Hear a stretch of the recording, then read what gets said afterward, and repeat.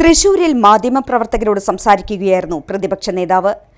LDF convener സ്ഥാനത്ത് നിന്നും EP ജയരാജനെ നീക്കിയതോടെ പ്രതിപക്ഷം ഇതുവരെ ഉന്നയിച്ച ആരോപണങ്ങൾ ശരിയായെന്ന് പ്രതിപക്ഷ നേതാവ് VD സതീശൻ പറഞ്ഞു. EP ജയരാജന് BJPയുമായി ബിസിനസ് ബന്ധമുണ്ടെന്ന പ്രതിപക്ഷ ആരോപണം ശരിയായെന്ന് VD സതീശൻ തൃശൂരിൽ പറഞ്ഞു. EP ജയരാജന് BJP ബന്ധമുണ്ടെന്ന ആരോപണം ഉന്നയിച്ചത് പ്രതിപക്ഷമാണ്. BJP നേതാവ് ജാവ്ദേക്കറെ EP-യും മുഖ്യമന്ത്രിയും എന്തിന് കണ്ടുവെന്നും VD സതീശൻ ചോദിച്ചു. കേസുകൾ ദുർബലമാക്കാനാണ് ജാവ്ദേക്കറെ കണ്ടതെന്നും VD സതീശൻ പറഞ്ഞു.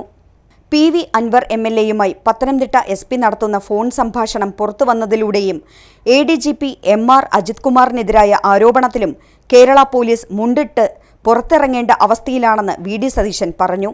CPM എന്ന് വൃത്തിയോട് പറഞ്ഞാലും ചെയ്യാൻ മടിക്കാത്തവരുടെ സംഘമായി ഏറാൻ മൂളികളുടെ സംഘമായിട്ട് കേരളത്തിലെ പോലീസ് സേനയെ ഇവരെ അധപ്പതിപ്പിച്ചു.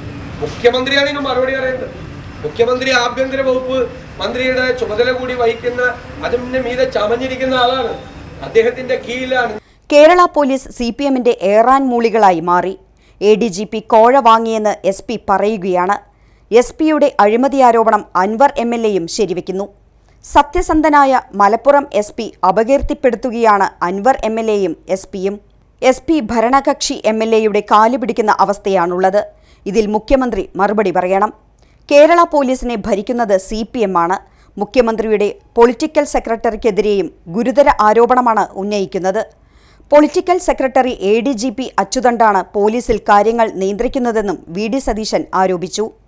ലോക്സഭാ തിരഞ്ഞെടുപ്പ് കാലത്തെ കാര്യസാധ്യത്തിനു വേണ്ടിയാണ് EDയും BJPയും കരുവന്നൂർ കേസ് കുത്തിപ്പൊക്കിയത്. കാര്യം സാധിച്ചതിലൂടെ കരുവന്നൂർ കേസ് എന്തായി എന്നും പ്രതിപക്ഷ നേതാവ് ചോദിച്ചു.